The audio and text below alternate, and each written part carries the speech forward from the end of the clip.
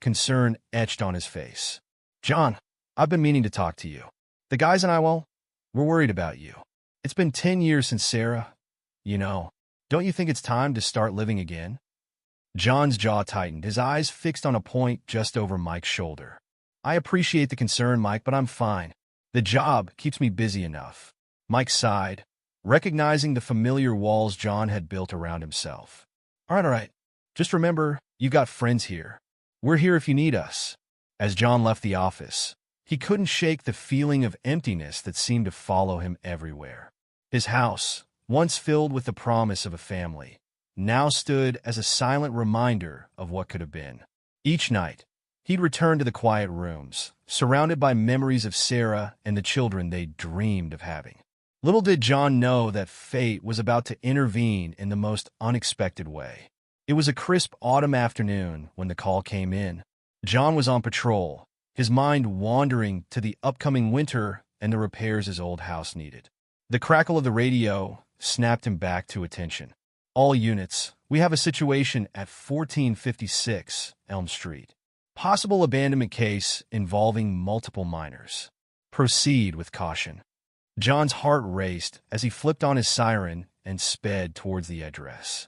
As he pulled up to the small, dilapidated house, he could hear the faint sound of crying coming from inside. Approaching cautiously, John knocked on the door. "Police! Is anyone home?" The crying intensified, and John made the decision to enter. What he found inside would change his life forever.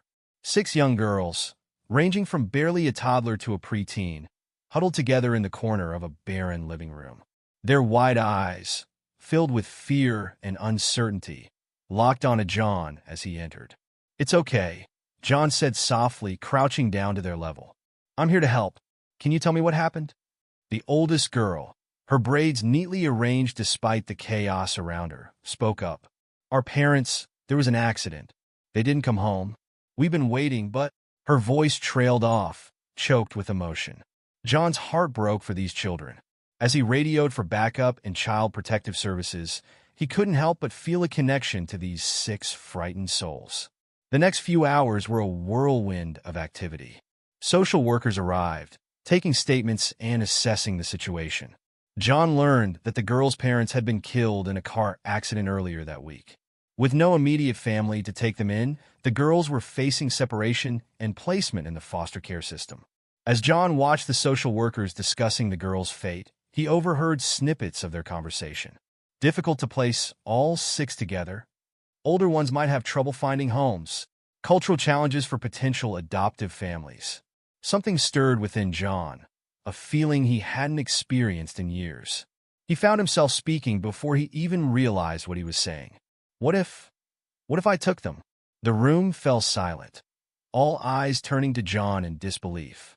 Even John himself seemed shocked by his own words. The lead social worker, a kind-faced woman named Linda, approached John carefully. "Officer Harris, I appreciate your concern, but taking in 6 children is a massive responsibility. Not to mention the cultural differences and potential challenges you'd face as a single white man adopting black children." John nodded, his mind racing. "I understand that, but I can't bear the thought of these girls being separated. They've already lost so much." Linda studied John's face, seeing the determination in his eyes. "Why don't we discuss this further at the station? It's not a decision to be made lightly." As they prepared to leave, the oldest girl approached John, her young face etched with worry. "Sir, what's going to happen to us?" John knelt down, meeting her gaze. "What's your name, sweetheart?" "Amara," she replied softly. "Amara, I want you to know that I'm going to do everything I can to keep you and your sisters together. Can you be brave for me and look after your sisters while we figure things out?" Amara nodded solemnly, her eyes never leaving John's face as he stood and followed the social workers out of the house. Back at the station, John found himself in a whirlwind of discussions, paperwork, and questioning. His colleagues looked on in disbelief as he adamantly expressed his desire to adopt all 6 girls. "John, have you lost your mind?" Mike exclaimed, pulling his friend aside. "You can't just adopt 6 kids on a whim." John ran a hand through his hair, his voice low but firm. "It's not a whim, Mike. Those girls need a home, and I need a purpose. I can't explain it, but I feel like this is what I'm meant to do. As the night wore on, John faced a barrage of questions from social workers, lawyers, and child welfare experts. They probed his motivations, his ability to provide for 6 children, and his understanding of the cultural challenges he would face. Through it all, John remained steadfast. "I know it won't be easy," he said, his voice thick with emotion, "but I've spent my life protecting this community. Now, I have a chance to make a real difference in these girls' lives. I can't turn my back on them." Linda, the social worker, watched John carefully throughout the process. As the night drew to a close, she pulled him aside. "Officer Harris, I want you to understand the gravity of what you're proposing. These girls have been through a traumatic experience. They'll need patience, understanding, and a lot of love. Are you prepared for that?" John met her gaze, his eyes shining with a mix of determination and vulnerability. "Ms. Linda, I've been alone for a long time. I thought my chance at having a family was gone. But meeting those girls, it woke something up inside me. I know it'll be hard, but I'm ready to face whatever challenges come our way." Linda nodded slowly, a small smile forming on her lips. "Well, Officer Harris, it seems like we have a lot of work ahead of us. But if you're willing to put in the effort, I believe we can make this happen."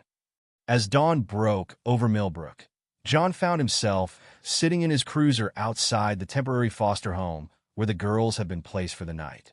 His mind raced with thoughts of the future, of bedtime stories and school projects, of learning to braid hair and navigate cultural differences. It was terrifying and exhilarating all at once. Taking a deep breath, John stepped out of his car and walked towards the house. As he knocked on the door, he could hear the sound of young voices inside. The door opened, revealing Amara's hopeful face. "Officer Harris," she said, her voice barely above a whisper. John knelt down, smiling warmly at her and the curious faces of her sisters peeking out from behind her. "Hello, Amara. I promised I'd do everything I could to keep you girls together, remember?" Amara nodded, her eyes wide with anticipation.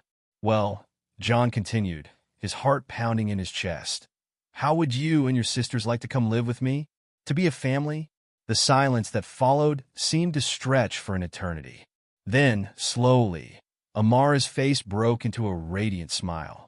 She turned to her sisters, nodding excitedly, and suddenly John found himself engulfed in a tangle of small arms and tearful laughter. As he hugged these 6 precious girls, John felt the walls around his heart crumbling. He knew the road ahead would be challenging, filled with ups and downs, laughter and tears. But in that moment, holding his new daughters close, John Harris felt something he hadn't experienced in years: hope.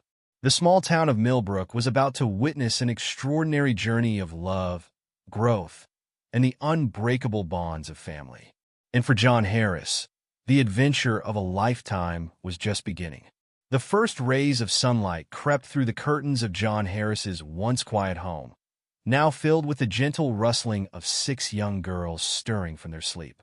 It had been 3 months since John had made the life-altering decision to adopt Amara, Simone, Tiana, Zoe, Layla, and little Jasmine, and every day brought new challenges and unexpected joys. John stood in the hallway, coffee in hand, steeling himself for the morning routine that still felt like a whirlwind. As he opened the door to the girls' shared bedroom, he was met with a chorus of sleepy greetings and the sight of tangled hair and rumpled pajamas. "Good morning, girls," John said, his voice warm but tinged with uncertainty. "Time to get ready for school." Amara, the oldest at 12, was already up and helping 4-year-old Jasmine out of bed. "Dad," she called, using the title that still made John's heart skip a beat. "Can you help with Jasmine's hair? I need to get Zoe and Layla started on breakfast." John nodded, a knot forming in his stomach. Hair. It was still his Achilles heel.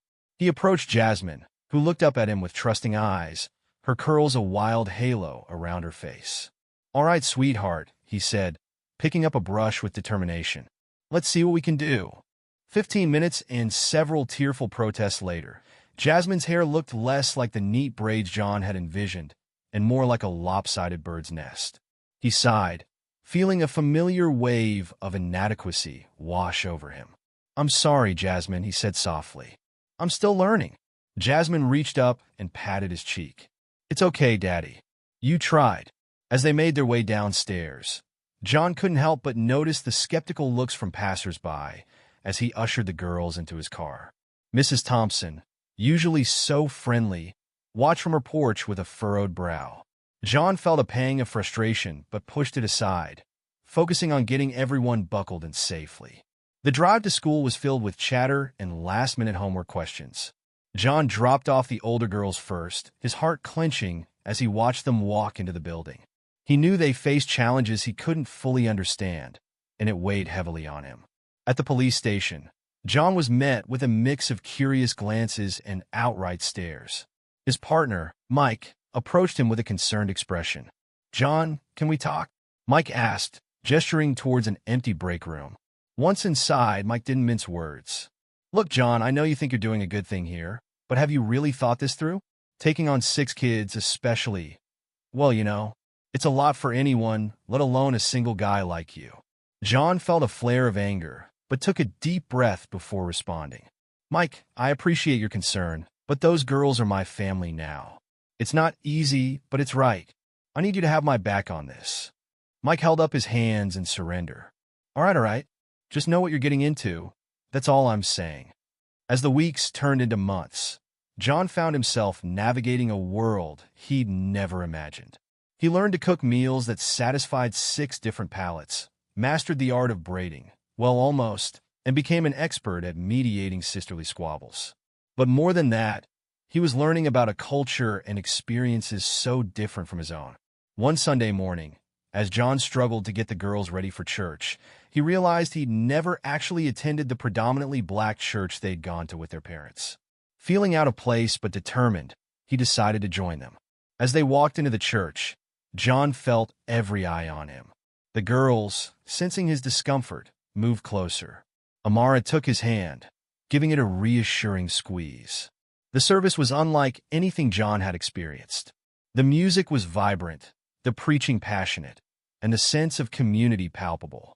As he watched his daughters sway to the music, their faces alight with joy, John felt something shift inside him. This was part of who they were, and he wanted to embrace it fully. After the service, an older woman approached them, her eyes kind but searching. "Well now, you must be the officer who took in these sweet girls." "I'm Mother Henrietta." John extended his hand, smiling nervously. "John Harris, ma'am. It's nice to meet you." Mother Henrietta looked at him for a long moment before breaking into a warm smile. "You've taken on quite a challenge, Officer Harris, but I can see the love in your eyes. You come to me if you need any help with these little ones, you hear?" John felt a wave of relief wash over him. "Thank you, Mother Henrietta. I might just take you up on that."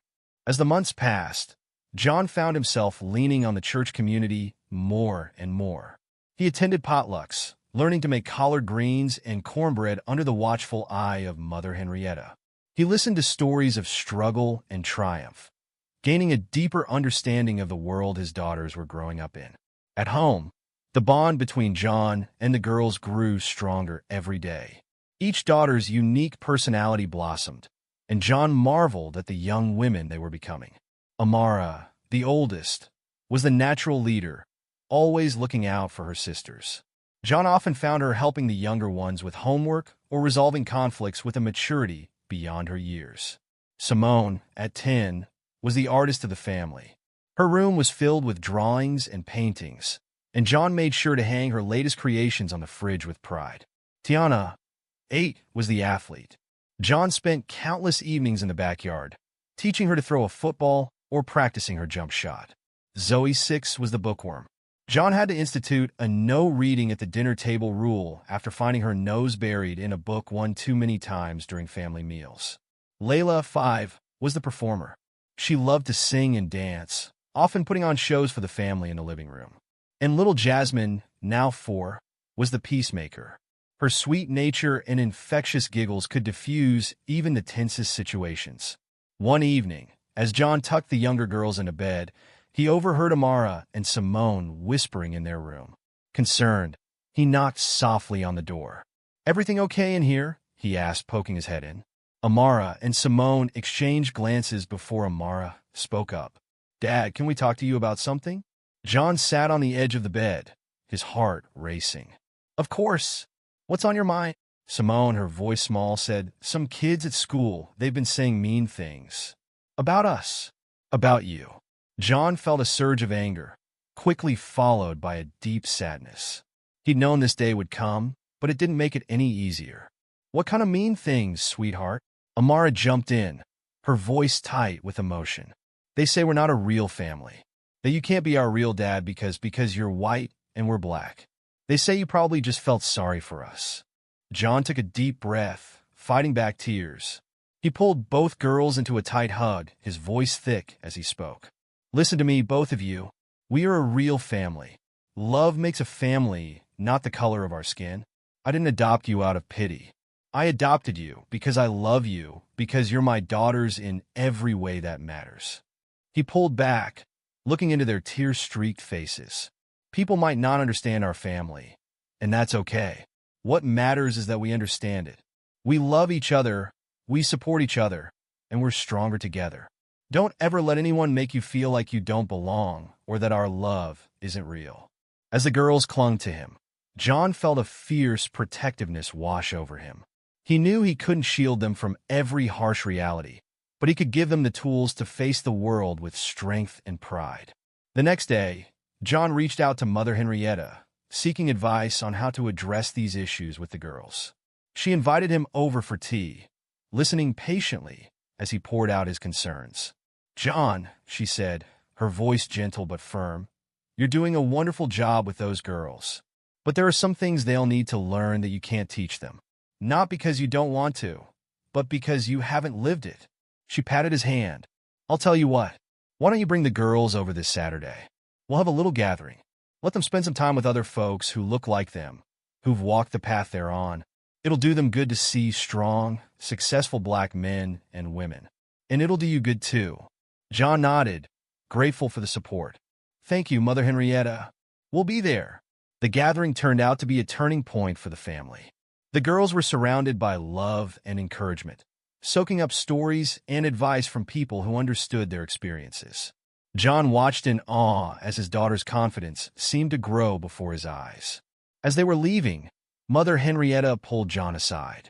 You're doing right by these girls, John. But remember, your job isn't just to protect them. It's to empower them. Teach them to be proud of who they are, to stand tall in the face of adversity. That's how they'll thrive. John took her words to heart, making a conscious effort to incorporate more black history and culture into their home life. He read books by black authors to the younger girls at bedtime, watched documentaries about civil rights with the older ones, and made sure their home was filled with images that reflected their heritage. But even with all his efforts, John couldn't protect the girls from every instance of prejudice. The reality of this hit home hard one afternoon when he received a call from Simone's school. As he walked into the principal's office, he found Simone sitting in a chair, her eyes red and puffy from crying.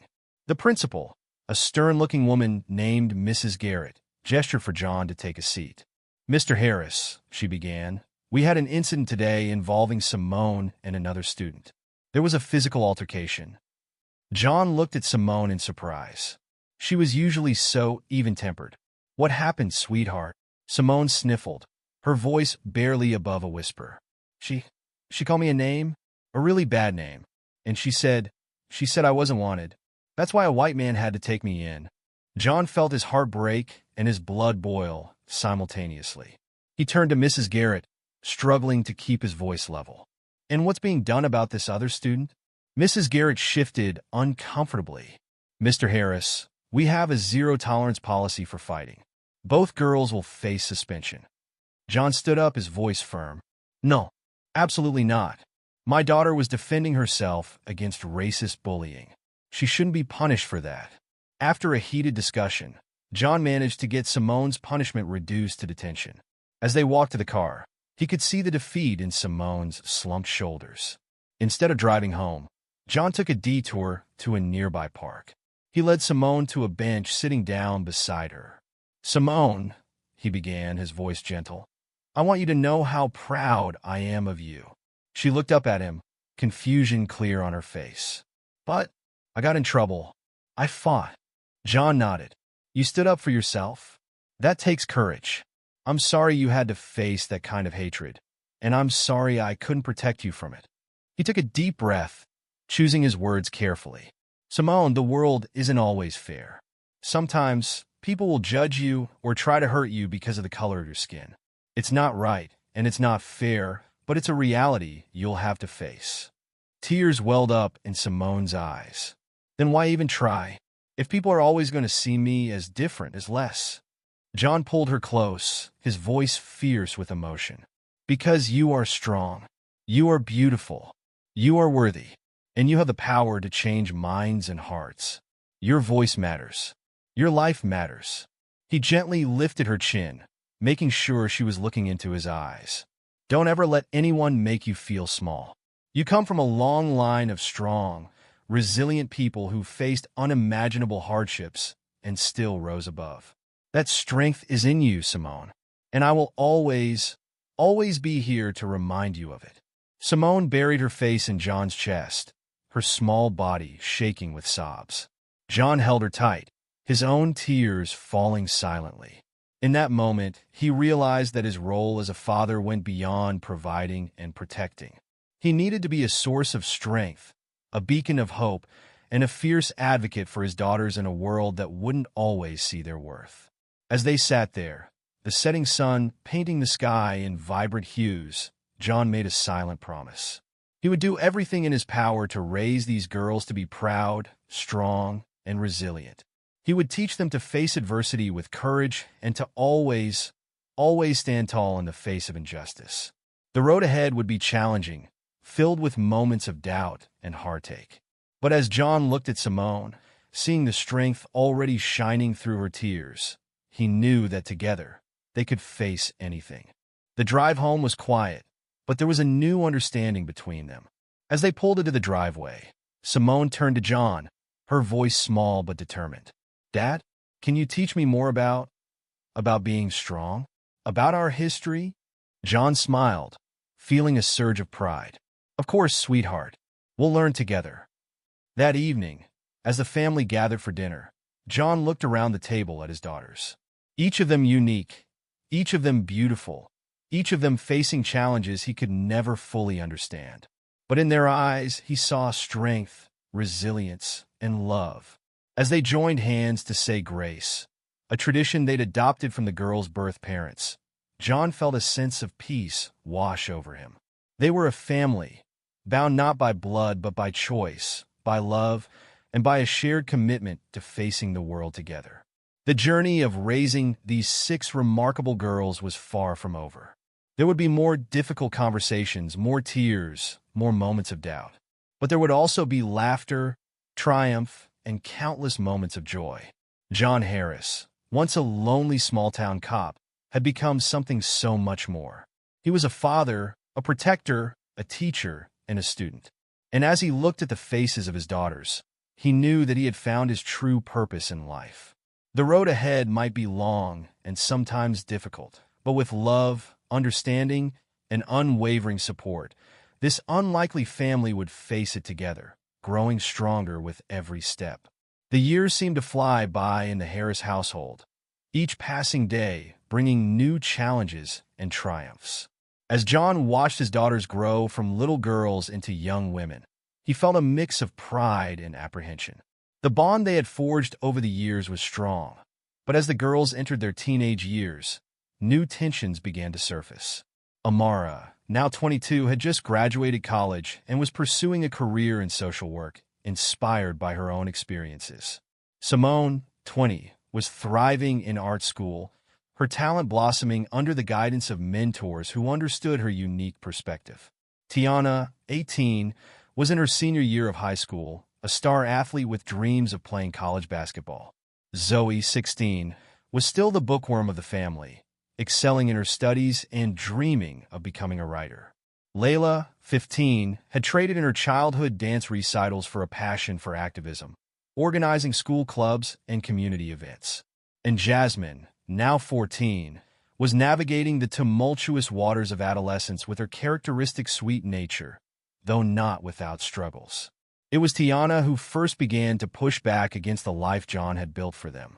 As her senior year progressed, she became increasingly withdrawn, her usual vibrancy dimmed by an inner turmoil John couldn't quite grasp. One evening, as John was preparing dinner, he overheard Tiana arguing with Amara in the living room. "You don't get it, Amara." Tiana's voice was sharp with frustration. "You've always fit in better. You don't know what it's like to be the only black girl on the team, to have everyone staring at you all the time." John paused, listening intently as Amara tried to reason with her sister. "Tiana, I know it's hard, but Dad's given us a good life here. He loves us, Dash. Love isn't enough." Tiana interrupted. "He can't understand what we go through. He'll never know what it's like to be black in this town, in this country." The sound of footsteps stomping up the stairs signaled the end of the conversation. John stood in the kitchen, a lump forming in his throat. He had always known this day might come, but it didn't make it any easier to face. Over the next few weeks, Tiana's behavior became increasingly erratic. She skipped basketball practice, her grades began to slip, and she spent more and more time locked away in her room. John tried to reach out, but each attempt was met with cold silence or angry outbursts. One particularly tense evening, John knocked on Tiana's door, determined to break through the wall she had built. "Tiana, can we talk, sweetheart?" "Go away, Dad. You wouldn't understand anyway." John sighed, leaning his forehead against the door. "I know I can't fully understand what you're going through, Tiana, but I want to try. Please just talk to me." The door flew open, revealing Tiana's tear-stained face. "You want to talk? Fine. Let's talk about how I'm tired of being the token black girl in this town. Let's talk about how I can't even go to the store without people staring at me. Let's talk about how no matter how hard I try, I'll never really fit in here." John's heart ached as he listened to his daughter pour out her pain. He reached out to comfort her, but she stepped back. "Don't you see, Dad? You can't fix this. You can't protect me from a world that sees me as different, as less. You'll never know what that feels like." Before John could respond, Tiana pushed past him, running down the stairs and out the front door. The sound of screeching tires filled the night air as Tiana sped away in her car. Panic set in as hours passed with no word from Tiana. John paced the living room, his phone clutched tightly in his hand, while the other girls huddled together on the couch, fear etched on their faces. It was past midnight when John's phone finally rang. His heart sank as he recognized the voice of his old partner, Mike. "John, we found her. She's okay, but she's at the station. You should come down here." The drive to the police station was a blur. John found Tiana sitting in the waiting area, her eyes red and puffy, a blanket draped over her shoulders. Mike pulled John aside, explaining that they had found Tiana's car parked at the bus station. "She was trying to buy a ticket to Chicago," Mike said softly. "Said she wanted to go somewhere far from here." John felt as though the wind had been knocked out of him. He approached Tiana slowly, kneeling in front of her. "Tiana," he began, his voice thick with emotion. "I'm so sorry. I'm sorry that I can't fully understand your pain. I'm sorry that I can't change the world to make it fair for you. But please, please don't ever think that you're not my real family. You are my daughter, and I love you more than life itself." Tiana looked up, her eyes filled with a mix of anger and sorrow. "But how can you love me if you don't even know me? The real me?" John took a deep breath, choosing his words carefully. "You're right. There's so much about your experience that I'll never fully understand. But I want to. I want to listen, to learn. I may not be able to change the whole world, but I can change. I can do better. We can face this together, as a family." For a long moment, Tiana was silent. Then, slowly, she leaned forward, collapsing into John's arms as sobs racked her body. John held her tight, his own tears falling freely. The incident marked a turning point in their relationship. In the weeks that followed, John made a concerted effort to listen more and to educate himself about the challenges his daughters faced. He reached out to Black community leaders, attended workshops on racial justice, and had long, sometimes difficult conversations with each of his daughters about their experiences.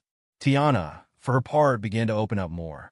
She started a blog about her experiences as a young black athlete in a predominantly white town, finding her voice and connecting with others who shared similar struggles. As the girls continued to grow and pursue their own paths, John felt a deep sense of pride in the strong, resilient women they were becoming. But as he watched them soar, he couldn't ignore the growing fatigue that seemed to seep into his bones. At first, John dismissed it as simply getting older. He was in his early 60s now, after all. But as the months passed, the fatigue was joined by other symptoms: shortness of breath, unexplained weight loss, a persistent cough that he couldn't seem to shake. Determined not to worry his daughters, John kept his concerns to himself. He made excuses for why he couldn't attend Layla's debate competition or Jasmine's choir concert. He started taking more days off work, using his accumulated vacation time to rest without raising suspicion. But he couldn't hide it forever. The truth came crashing down one sunny Saturday afternoon during a family barbecue to celebrate Zoe's acceptance into a prestigious writing program. John was at the grill, flipping burgers and laughing at one of Simone's jokes when a wave of dizziness washed over him. He gripped the edge of the grill, trying to steady himself, but the world seemed to tilt and spin around him. The last thing he heard was Amara's panicked voice calling his name before everything went black. John woke up in a hospital bed, the sterile white walls and beeping machines a stark contrast to the warm family gathering he last remembered. As his eyes focused, he saw his daughters gathered around his bed, their faces etched with worry. Amara, always the strong one, spoke first. "Dad, why didn't you tell us you were sick?" John tried to smile, but it came out more like a grimace. "I didn't want to worry you girls. You all have your own lives, your own challenges. I didn't want to be a burden." Simone stepped forward, taking his hand. "Dad, you've never been a burden. You're our rock. We're here for you, just like you've always been there for us." The doctor's diagnosis was sobering: Stage 3 lung cancer. The road ahead would be long and difficult, filled with chemotherapy, radiation, and an uncertain prognosis. As John listened to the treatment plan, he couldn't help but think of all the milestones he might miss: graduations, weddings, grandchildren. But as he looked at the determined faces of his daughters, John realized he wasn't facing this battle alone. In the days and weeks that followed, each of his girls stepped up in their own unique way to support him through his treatment. Amara, with her background in social work, took charge of coordinating John's care. She researched treatment options, attended every doctor's appointment, and became his fierce advocate in navigating the complex healthcare system. Simone used her artistic talents to brighten John's days. She decorated his hospital room with vibrant paintings and created a series of heartwarming sketches documenting their family's journey through this challenging time. Tiana, the athlete of the family, became John's personal trainer. On good days, she would take him for short walks around the neighborhood, encouraging him to stay active and keep fighting. Zoe, ever the bookworm, spent hours reading to John during his chemo sessions. She carefully selected uplifting stories and inspiring biographies, filling the sterile hospital room with words of hope and resilience. Layla channeled her passion for activism into raising awareness about lung cancer. She organized fundraisers at her school and in the community, rallying support for research and early detection programs. And Jasmine, the youngest, became John's constant companion. Her gentle spirit and infectious laughter were a balm during the toughest days of treatment.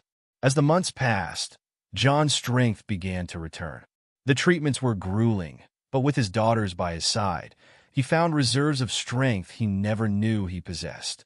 One evening, as John sat on the porch swing watching the sunset, Tiana joined him. They sat in comfortable silence for a while before Tiana spoke. "You know, Dad, I've been thinking a lot about that night I ran away," she said softly. John turned to her, surprised. They hadn't spoken much about that incident in the years since. Tiana continued, her voice thick with emotion. "I was so angry back then. I thought you couldn't possibly understand me. But watching you fight this cancer, seeing how you never give up even when things are tough, I get it now. That's where I get my strength from. From you." John felt tears welling up in his eyes as Tiana leaned her head on his shoulder. "I'm so proud of you, Tiana," he whispered. "Of all of you. You've become such strong, amazing women." Tiana smiled, wiping away her own tears. "We learn from the best, Dad, and we're not going anywhere. We're in this together, remember?" As they sat there, watching the sky turn from orange to deep purple, John felt a profound sense of peace wash over him. The road ahead was still uncertain, but he knew that with his daughters by his side, he could face anything. The family's bond, forged through years of love, struggle, and mutual understanding, had never been stronger. Each challenge they faced together only served to reinforce the truth John had known from the moment he decided to adopt 6 little girls all those years ago. Love, not blood, makes a family. In the quiet of the evening, surrounded by the love of his daughters, John Harris realized that he was the richest man in the world. The legacy he would leave behind wasn't measured in money or possessions, but in the strong, compassionate, resilient women he had raised. As the stars began to twinkle in the darkening sky, John made a silent promise to himself and to his girls. No matter what the future held, they would face it together, just as they always had. And in that unity, in that unwavering love and support, they would find the strength to overcome any obstacle. The journey hadn't been easy, and there were surely more challenges ahead. But as John looked at the strong, beautiful women his daughters had become, he knew that every struggle, every tear, every moment of doubt had been worth it. For in these 6 remarkable young women, he saw the very best of humanity: resilience, compassion, strength, and above all, love. And in that moment, John Harris knew that he had succeeded in the most important job of his life. He had raised 6 daughters who were not only proud of who they were, but who understood the true meaning of family. A family bound not by blood, but by choice, by love, and by an unbreakable bond that would endure long after he was gone. As the night deepened and the house settled into quiet, John felt a deep sense of gratitude wash over him. For every challenge they had faced, for every obstacle they had overcome, had only served to make their family stronger. And in that strength, in that unshakable love, John found a peace that no illness could take away. Tomorrow would bring new challenges, new battles to fight. But tonight, surrounded by the love of his daughters, John Harris was at peace. For he knew that no matter what lay ahead, they would face it together, as the family they had always been meant to be. The warm spring sun bathed Millbrook in a golden glow as the Harris sisters huddled together in Amara's living room, their voices low and excited. It had been 5 years since John's cancer diagnosis, and though the road to recovery had been long and difficult, their father had emerged victorious, his spirit as unbreakable as ever. "Okay, is everything set for next Saturday?" Amara asked, looking around at her sisters. At 27, she had become the unofficial organizer of the family, her social work background lending itself well to coordinating their surprise for John. Simone, now 25 and a rising star in the art world, nodded enthusiastically. "I've finished the video montage. It's got clips from everyone we reached out to, his old police buddies, the church folks, even some of the kids he mentored over the years. And I've confirmed the venue," added Tiana, 23, who had just finished her first season playing professional basketball overseas. The community center was more than happy to host once I explained what it was for. Zoe, 21, looked up from her laptop where she had been furiously typing. "I've got the speech drafted. I tried to incorporate something from each of us, but I think we should all say a few words too." Layla, 20 and now a sophomore in college studying political science, chimed in, "I've reached out to all the local media. They're excited to cover the event. Dad's going to be so surprised." Jasmine, the youngest at 19 and just finishing her freshman year of